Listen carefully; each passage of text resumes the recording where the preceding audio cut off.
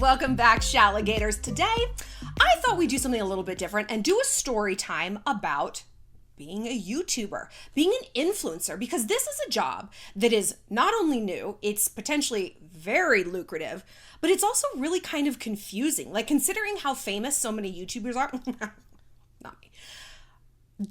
We really don't know a lot about this job. How much money do you make? How much time does it really take? What are some of the pitfalls you might not expect? And most importantly, how to get started and make a name for yourself. So this is going to be a two-part video. Today, I'm answering some of your questions. You guys submitted them on my Instagram. Feel free to head on over there and add your 2 cents. I'm ShallonXO on Insta. We're going to talk about the business side of the business, how to get started, and then tomorrow we are going to talk about some of the pitfalls, haters, depression, feeling isolated, and basically answering the question, is it worth it? Is it all it's cracked up to be? Is it this crazy, glamorous new frontier that's going to save you from the drudgery of 9-to-5 work? Well, maybe, but maybe not. I'll give you the real deal on what it's like to be your own boss, be a full-time YouTuber and influencer. But before we get started, I want to show you guys the merch. The merch is here. Now, I've been promoting it for a little while, but I finally got my own pieces.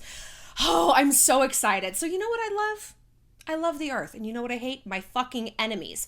So one of my favorite pieces is this Reduce, Recycle, Revenge. It's a hoodie and it also comes in a t-shirt, has the logo on the front and our SLXO, that is the name of the clothing line, on the back. Now, I know that some people just do merch.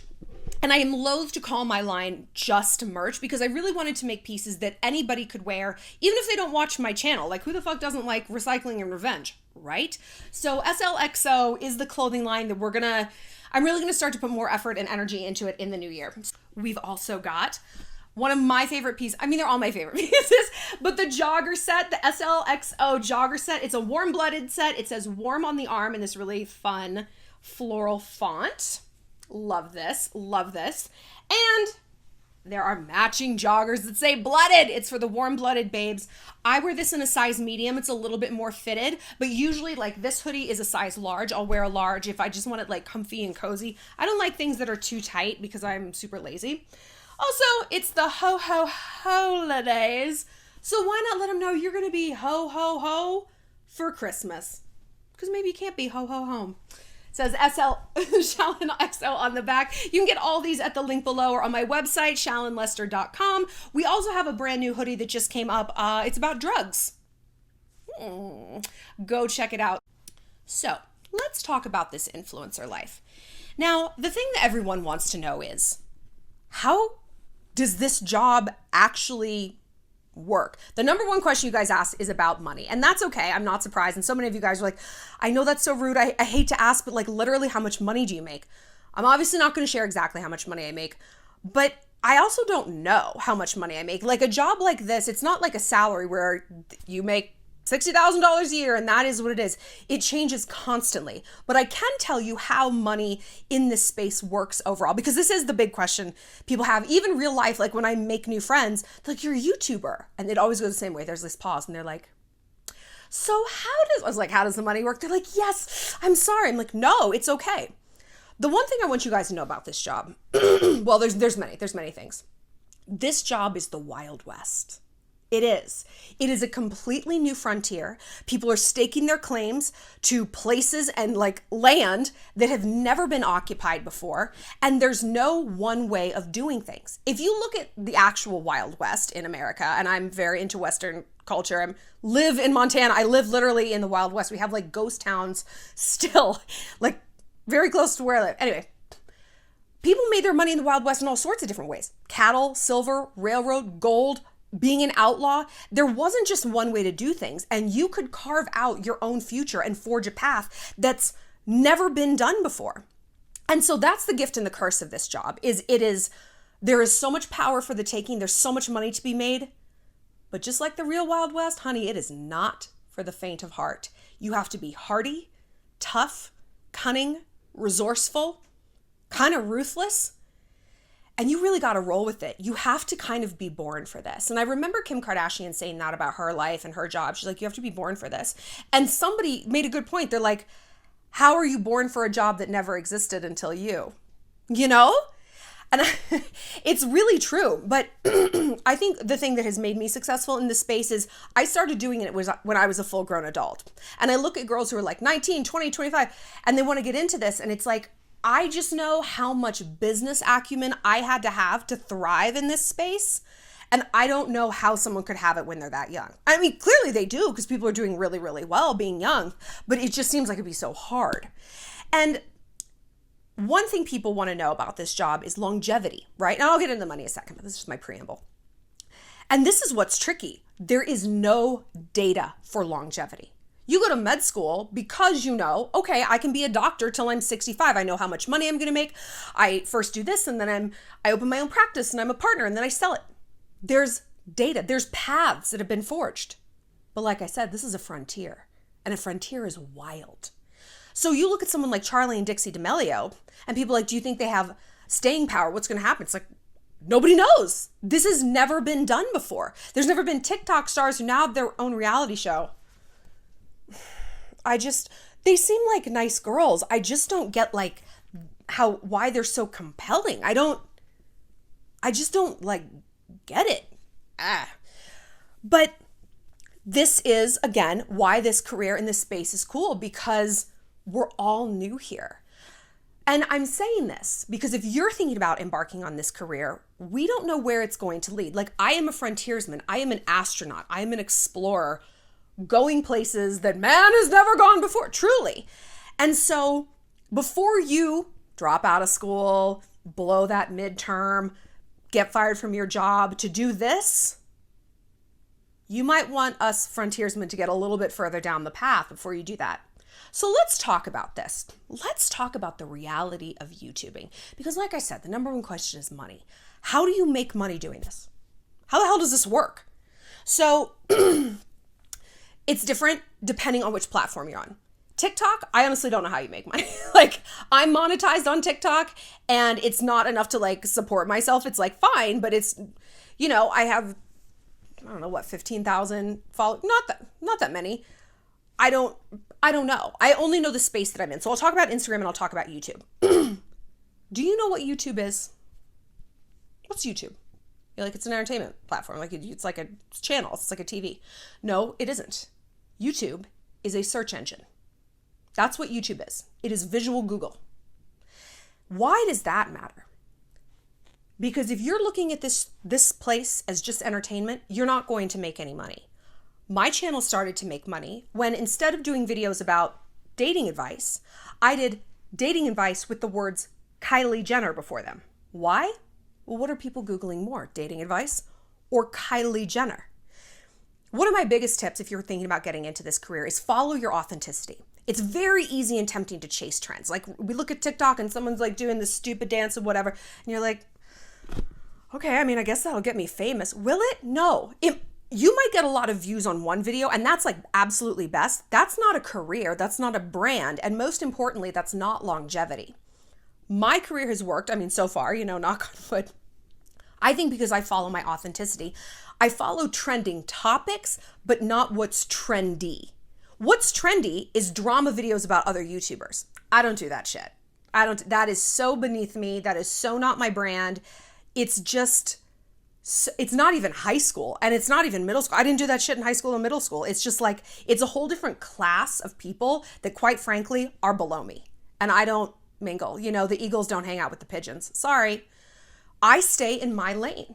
And my lane works because it is a very authentic lane. One of the questions you guys asked was like, how did you come up with your niche and how do I find my niche? Well, I'm like, well, what do I know about? I know about celebrities because I was the editor of Star, and I know about human psychology and dating from other studies and just living my life. I also believe that I have the unique gift to, it's not like what I say is so revolutionary. I have a way to translate it in a way that's digestible to the audience, but also entertaining as well and informative. So how do you figure out your niche? First of all, so there's two ways you can do this. You can do this through like, you know, your esoteric. It's like, what is my heart calling to me? What do I love? What am I going to be consistent at? Consistency is key. Consistency is key. When people ask me for advice, you know, and sometimes they already have a business, they're already an author, and they're like, should I get on Snapchat? I'm like, do what's going to be consistent for you. If you don't like Snapchat, if you don't understand it, same with TikTok, don't do it. Don't have it if it's not going to be consistent, because every algorithm on any social media platform values consistency and engagement. Why? That keeps the audience and the user on that platform as long as possible. But we'll get back to that in a second. So I authentically and organically like Instagram. So that is my main social media tool. Like I have Twitter, I have TikTok, whatever, but that's my jam. Obviously, in addition to YouTube, which is like the lion's share of everything, because I understand YouTube and I like it. So that's the first way. What is authentic and organic to you? The second way is data-driven. And this career is a hybrid of like the heart center and what's authentic and fucking business, babe.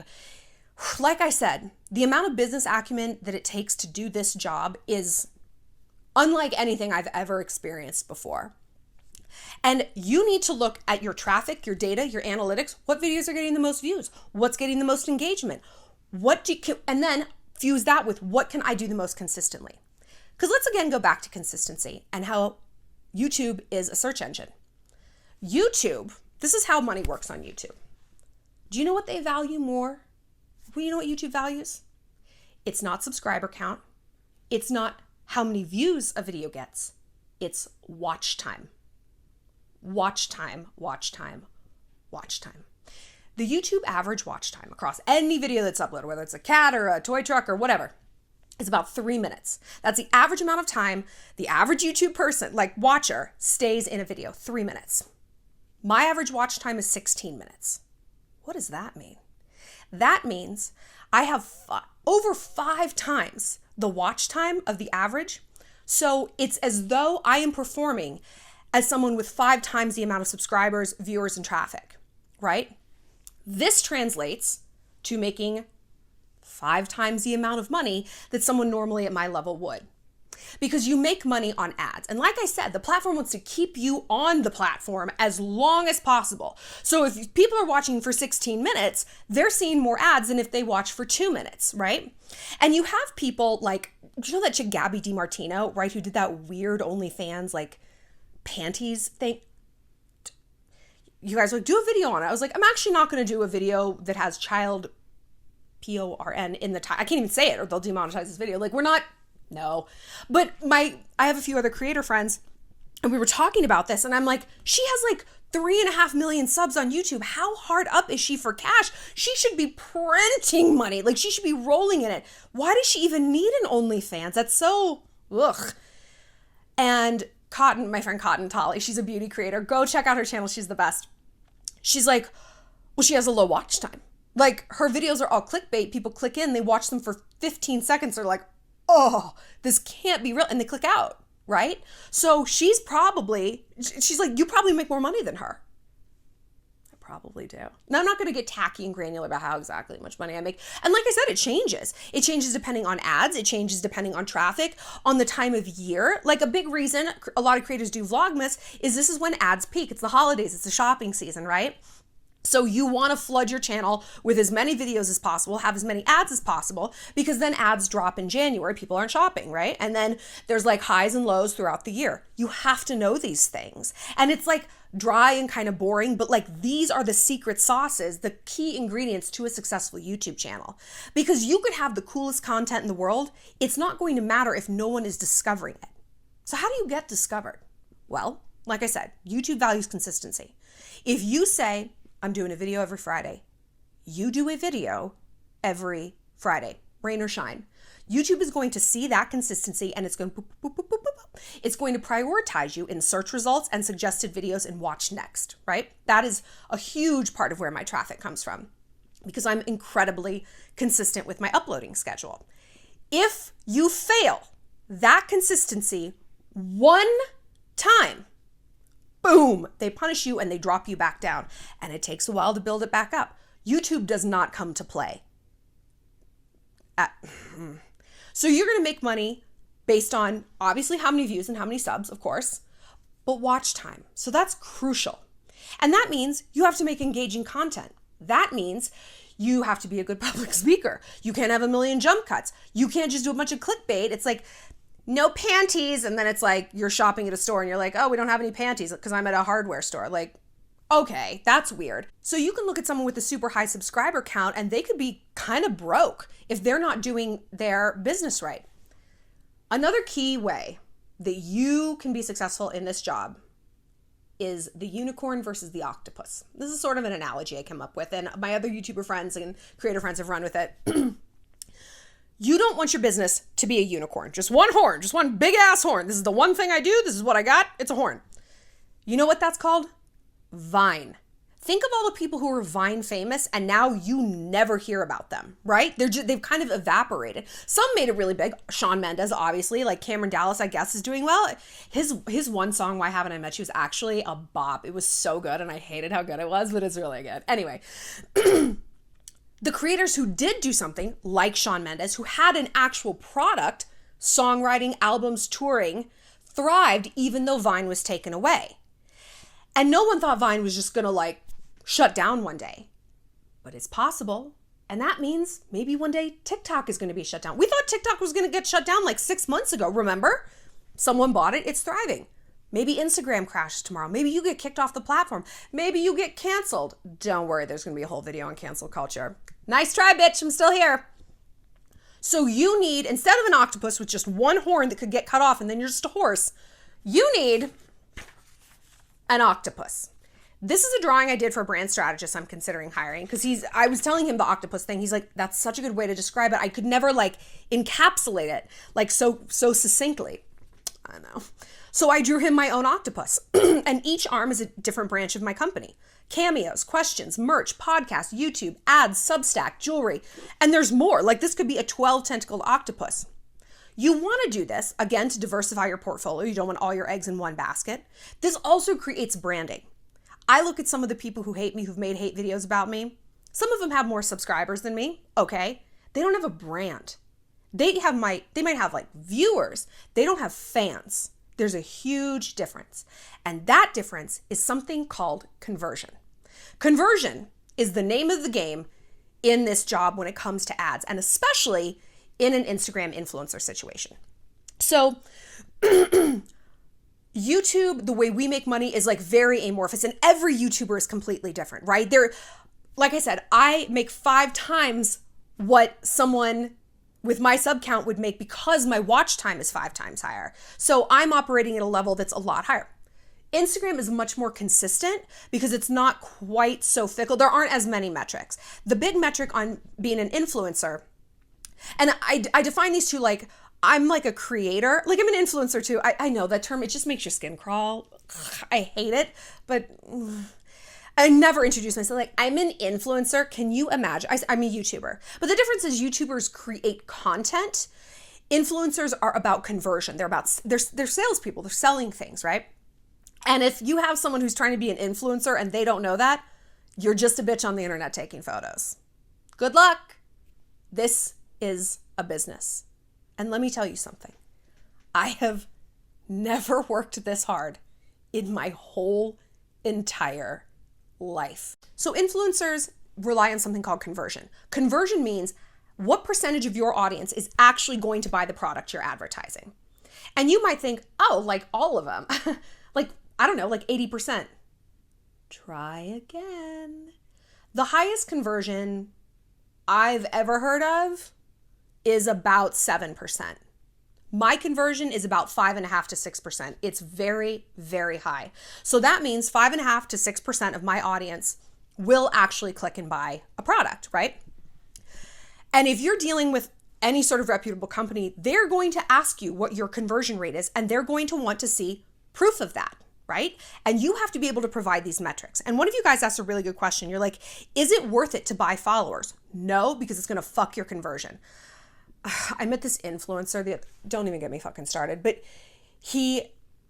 first of all, he has 400,000 subscribers, does travel stuff. His like ratio is completely off. I get more likes. I have 82,000 followers on Instagram. I get more likes than he does. So that means I have better engagement. It means his followers are fucking fake. Like the ratios don't work out. And he claimed he has a 10% conversion rate. And I wanted to say, do you mean 10% of your followers are actually real? Because that sounds a bit more likely. That means you have 40,000 followers and your like ratio actually matches that.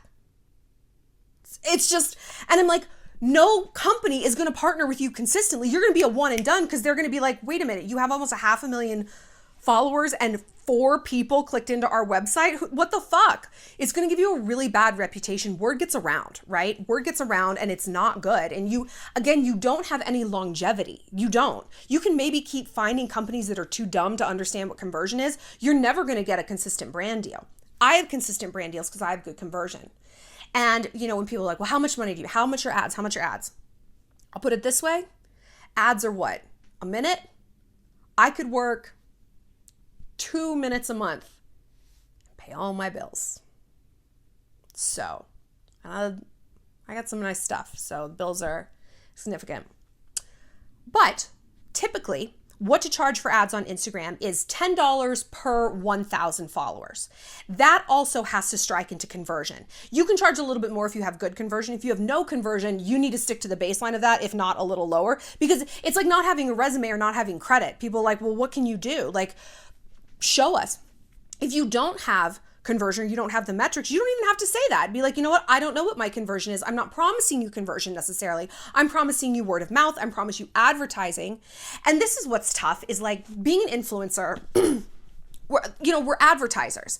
And if you ran an ad in the New York Times for like a dress, go buy this dress or whatever, and people weren't buying the dress and using the New York Times code, would you call the fucking New York Times and be like, well, you just didn't sell this dress? They'd be like, I didn't promise you I'd sell it. I said you could advertise it in our pages. Good luck.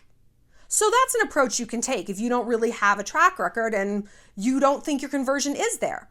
My conversion is high because I have truly the golden audience. White, millennial women in Western countries. We're big shoppers. That is the target audience that most brands want to get their product out to. And this isn't racial profiling. This is data, sweetheart. There are certain socioeconomic classes, there are certain races that don't shop a lot. Others do. Russians are shopping a ton.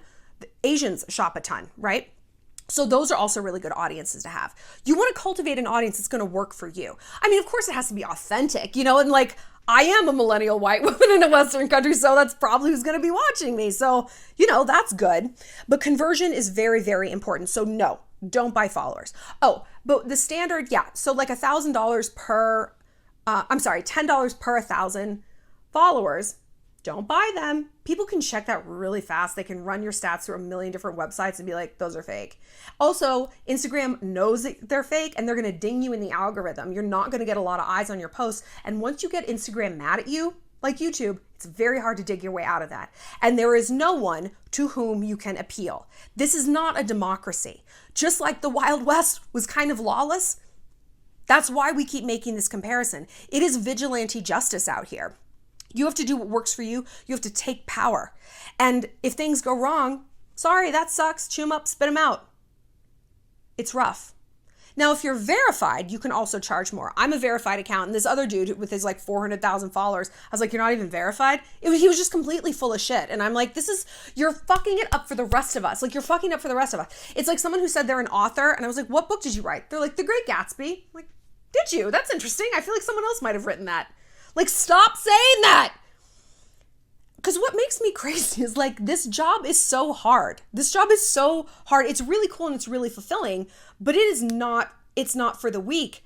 But people like that are going to get weeded out. There's no longevity. There's no brand loyalty. They're screaming into a void. These people, these followers don't actually exist. They don't exist. So then it's like, what are you even doing? You look like a clown. Like, you're more concerned with the optics of pretending you have this career rather than going out and figuring out how to actually make it happen, right? You're expending kind of the same amount of energy. Maybe you could do it to like create an actual career. Call me crazy. So back to the money thing. But I will say this, when it comes to ads, I have rejected a lot of partnerships. I reject more than I accept, for sure. And I never ever promote something I don't use. And it's happened a lot that like they've sent me the product or like more information about it. And I'm like, I don't like this. I think this is stupid, or like this tastes bad, or this smells bad, or this doesn't even work. Our money is hard to come by, girls. I know it. I've been there. And like, I've been bamboozled by influencers or celebs promoting something. And it's such a fuck you to your audience when you're like, oh yeah, go use this like shampoo that works. And it's like, and it doesn't, you're just like, really? God. So I can assure you that anything I talk about, I actually do use. And I reach out to a lot of companies for products that I already use. I'm like, you know what? I'm already talking about this. I think people should know about it. Let's do a deal. Let's get the word out. But someone asked, what is the worst sponsorship opportunity that someone has pitched to you? And I had to think about it, but it was this app. I don't remember what it's called. Not like I give them the shine if I could. It was an anonymous hookup app for straight people. So it was like Grindr, but there were no photos. No photos, just your name and a bio, and like where you want to go to get fucked. Seriously, like come meet me behind Arby's. I'll be in the black Durango. Let's hook up. And I'm like, I was blown away. I even said, I was like, this can't be real. Is this a joke? Are you trolling me? So one of the big questions people always ask is it as glamorous as it looks? Is it as fun as it looks? Is this like the best job in the world? And when they ask that, there's always a subtext of, what do you really do? I mean, do you like actually work? I was out with some people the other day and like we met like a new group of people and we were introducing ourselves and talking about our jobs and just talking about like our work week. Oh, what days of the week do you work? And someone was like, oh, Shallon's a YouTuber. She like doesn't really work. And I was mad. I mean, mad. Not like, ha ha ha. I was like, I work more than all of you motherfuckers put together. Do you understand that? This is the best job I've had. And this is the hardest job I've had. If you want to be an influencer because you think that this is going to be easy, baby girl, I've never worked this hard in my life. And I've worked really hard. But I've also never been this fulfilled. But I want you to know that do not go into this job if you think this is going to save you from the banality of day-to-day life. I spend hours at my desk every day answering emails, going over analytics, making brand calls, blah, blah, blah. Just the back end stuff that you guys never see. And you never should. You don't want to see how the sausage is made. You want to see the video. You want to see the photos. You want to see the this. You want to see the that. Like, that's what we sell here. That's what we sell is like, the entertainment. Like, if I watch a show and I see how the fucking camera's set up, like, get on with it, But it's there, and you have to do it, and no one is going to do it for you. I mean, they might, but they're going to take a whole lot of your money, and they can fleece you, and they might not know what they're doing. Some of the best advice I ever got about being a YouTuber was from this other creator. His name is Matt Farah. He has an automotive channel called The Smoking Tire. We ended up on a culinary tour in Italy together. Like, he just happened to be on the tour and he's like, oh, I'm a YouTuber too. And so it was really cool to hang out with him for a week. His wife is like adorable. It was their honeymoon. They're the best. And just to hear about his journey and stuff. And he does everything himself. I mean, everything. He manages his own podcast. He gets all of his own ads. He edits everything. He gets the brand sponsorships. I'm like, why do you do all this? And he's like, because I'm cheap. I'm not giving someone my fucking money. Give them 10%, 15%. He's like, if there was something that I realized I needed to outsource, I learned how to do it myself. I didn't know how this camera worked. I learned. I didn't know what conversion meant. I learned. I didn't want to rent studio space for my podcast. I built one in my house with the egg crates around so it's nice and, nice and insulated. And that really, really changed my trajectory. After that trip, my channel took off. I got a big bump because I was like, this is not just, I'm making videos, which was kind of how I approached it. He really drilled it into me. This is a business. It's called show business, right? And just because we're on a new frontier, it doesn't mean that it's any easier.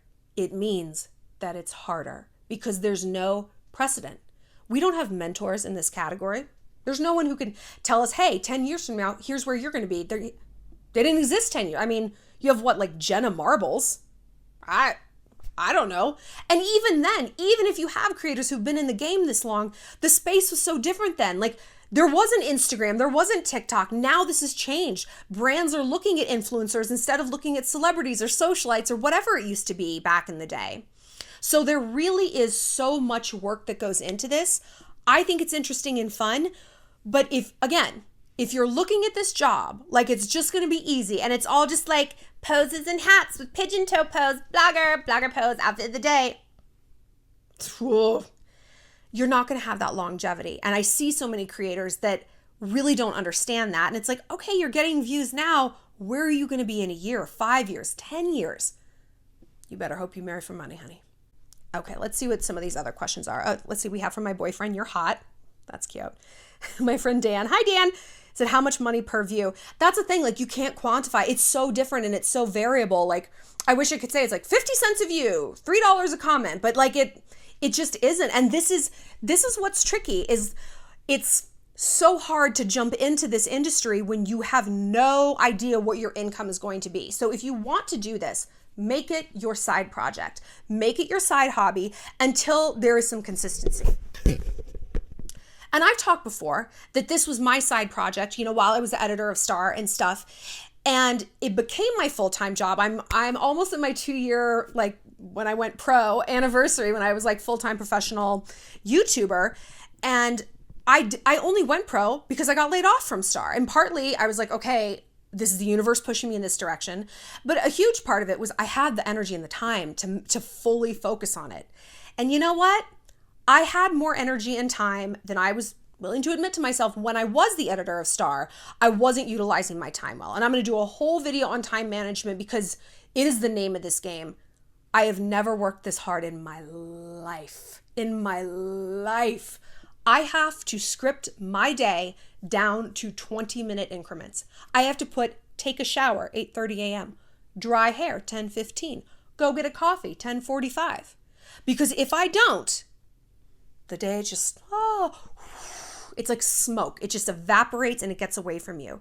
And when you're working for yourself and there's no one to hold you accountable and your income is so amorphous, like, well, how much money would I really lose if I didn't work for a week? Maybe it's 500, maybe it's 5,000, maybe it's 50,000. That can change, you don't know. So it's easy to talk yourself out of doing your work. So I'm going to do a video on how to stay motivated and how to manage time because the thing that has taken me this far truly is my work ethic. And it's the hardest I've ever worked, but it's the best job I've ever had. Like I feel so self-actualized. I feel so happy because I am in complete control of that, right? And when I was at Star, like I was not making what I was worth. I was not making what was commensurate with how much I was working. And I felt so oppressed. I felt like prey, I felt low.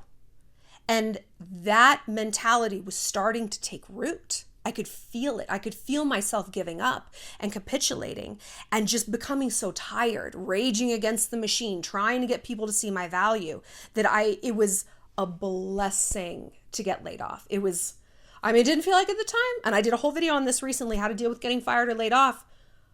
But like my self-esteem just roared back to life. And digging into this job every day, I go to sleep exhausted, but so happy. So happy. But not always. Tomorrow, we're going to talk about the downside of this job because the highs are high. I get to live anywhere. I get to work anywhere. I get to talk to all of you guys. I get to be kind of famous. I don't know, like a little bit. I get to do cool, glamorous things. I get to be self-actualized. But the lows are unlike anything I've ever experienced in my life. And they're unlike, the hardest part, they're unlike anything most people experience. So there is a huge factor of isolation and loneliness in this job. And Justin Bieber is back as our patron saint. Look, this was his last fuckable day. And did we know it at the time? Did we know it? This is usually in my bedroom. My boyfriend's like, can you please not? I was like, he is our patron saint. He's got the holy flames of God coming out from this. This is like heaven fire. Okay? But I listened to his song Lonely and I'm like, yeah, dude, that hits home. I so understand it. But We're going to talk more about that tomorrow. I might even do a third part on this because you guys asked so many questions and they're really good. And I don't feel like there's enough YouTubers talking about how they got to where they are, maybe because we're all kind of in different places and we all got here in completely different ways. And that's the gift, because that means you have so many different ways to get to this place. But it's a curse because, like I said, it's a frontier. No one is ahead of you telling you, hey, this you do X, Y, Z, you're going to get there. The way it is if you're a lawyer or an engineer or a graphic designer or something. So again, it's not for the faint of heart. You have to be very, very brave. And fortune favors the bold. I'll see you later, Shalligators.